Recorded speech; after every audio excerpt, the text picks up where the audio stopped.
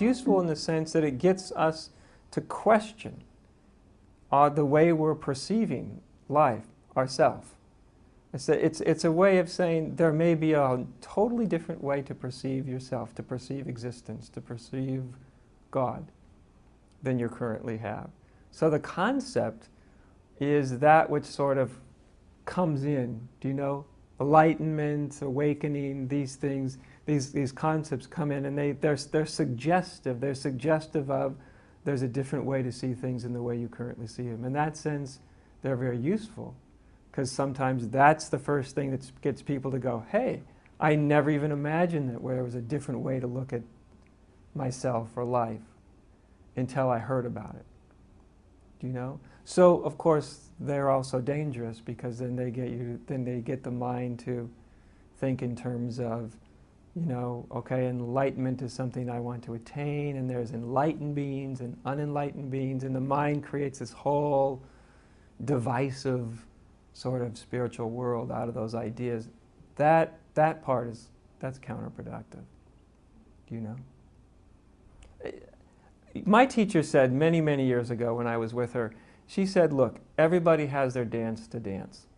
And the whole idea is you got to dance your dance all the way out. If it's to do nothing and just stop seeking, fine, then that's what you do. If it's to seek and question and really go at it with everything you've got, then that's your dance. And the only way that she had another statement, she said, only the phonies don't end up enlightened. Which is quite a cutting statement, isn't it? Only the phonies, which really means if you're not authentic to what's happening for you, if you're not inhabiting your own life, then you probably very well might remain spiritually asleep.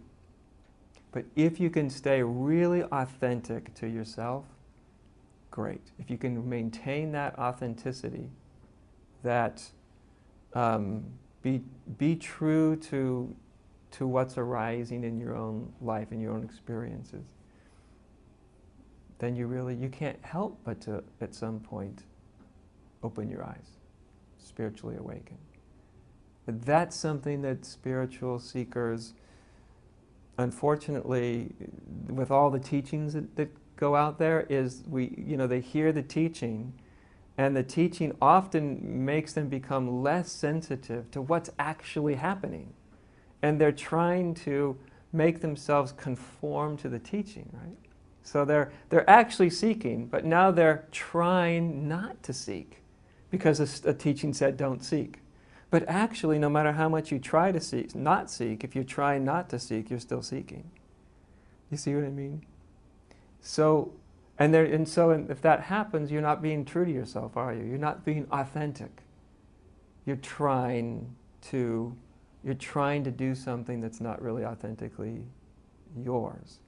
So I think that's really, really important to people, is like to be connected with. I always ask people, the first thing I often ask them is I say, look, what are you doing here? You know, some people start to ask me a question, I'll throw out we're like enlightenment and awakening and non-dual this and non-dual that, and they'll throw out all these things in their question, and I'll say, wait. What's this about for you? Why are you here? What's spirituality about for you? Not what someone said it was about or promised you get out of it, but what's it really about for you? Why is this quest happening for you? And I'll tell you, when I ask people that, 90% of them, they don't know. They kind of go, gosh. It takes them up short for a moment. And then I say, that's it. That's your inquiry for now. To reconnect with what is this all about for you. Don't let somebody define it for you. Don't let me define it for you. You see what I mean? Because when it's authentic, then all of your resources, they naturally kind of come together, and they naturally start to align. But if it's not really authentically yours, you find that the mind and your emotions and your agendas are often competing inside. You know? And that's a spiritual quest in and of itself. What is it I'm doing here? What is this about for me?